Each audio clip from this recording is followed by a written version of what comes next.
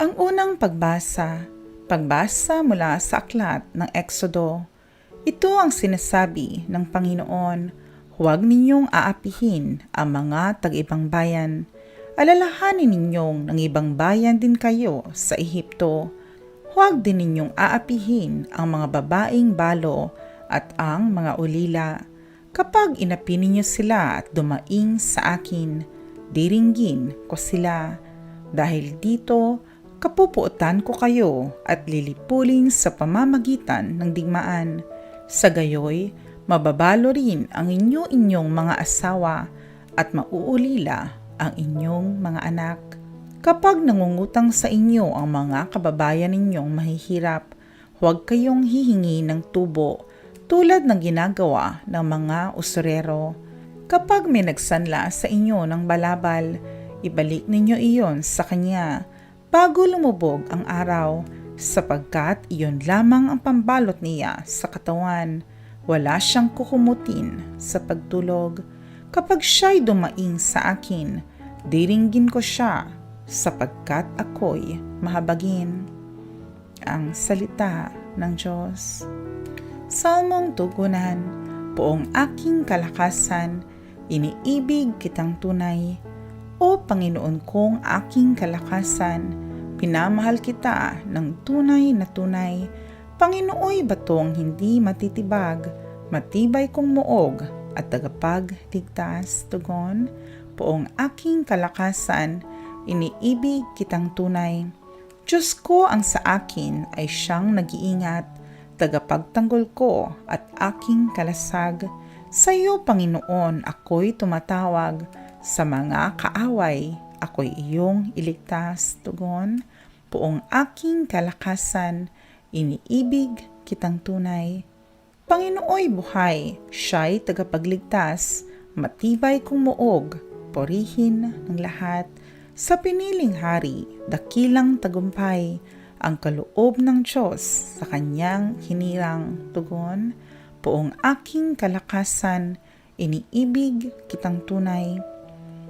Ang ikalawang pagbasa mula sa unang sulat ni Apostol San Pablo sa mga taga-Tesalonika. Mga kapatid, nakita ninyo kung paano kami namuhay sa inyong piling.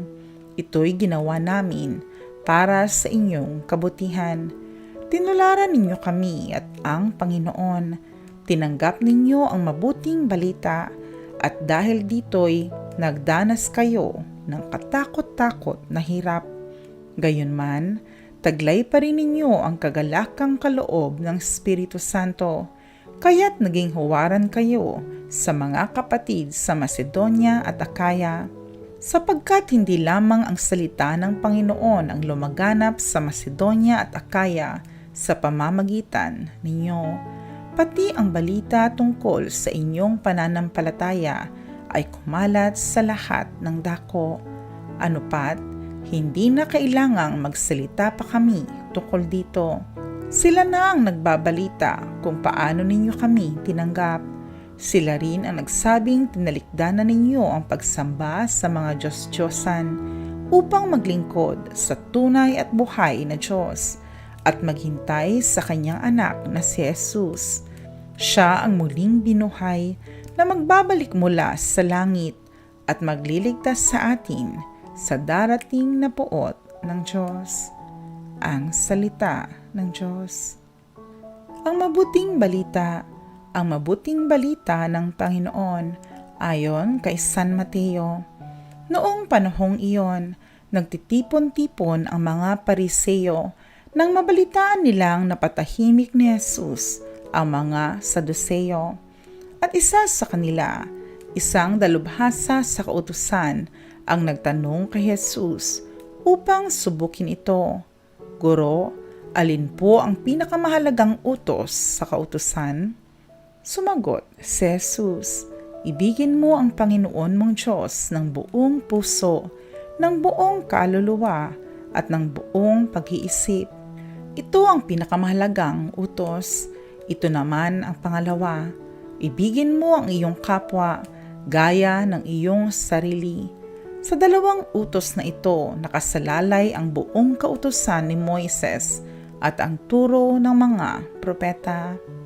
Ang mabuting balita ng Panginoon. Panalangin ng bayan. Ama, sa iyong pag-ibig, dinggin mo ang aming panalangin upang ang simbahan na laganap sa buong daigdig sa pamumuno ni Francisco na aming Santo Papa, mga obispo at ng lahat ng kaparian ay maging daluyan ng mapagpagaling at walang maliw na pag-ibig mo sa amin. Manalangin tayo sa Panginoon. Ama, sa iyong pag-ibig, dinggin mo ang aming panalangin.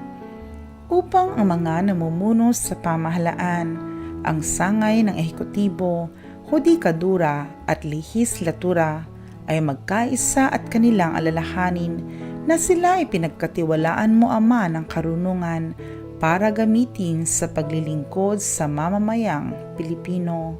Manalangin tayo sa Panginoon. Ama, sa iyong pag-ibig, dinggin mo ang aming panalangin. Upang ang mga taong naatasang maglingkod sa larangan ng kalusugan, mga doktor, nurses at iba pa, ay bigyan ng lakas ng loob at katawan upang magampanan ang kanilang tungkulin sa mga may sakit at mahihina. Manalangin tayo sa Panginoon. Ama, sa iyong pag-ibig, dinggin mo ang aming panalangin.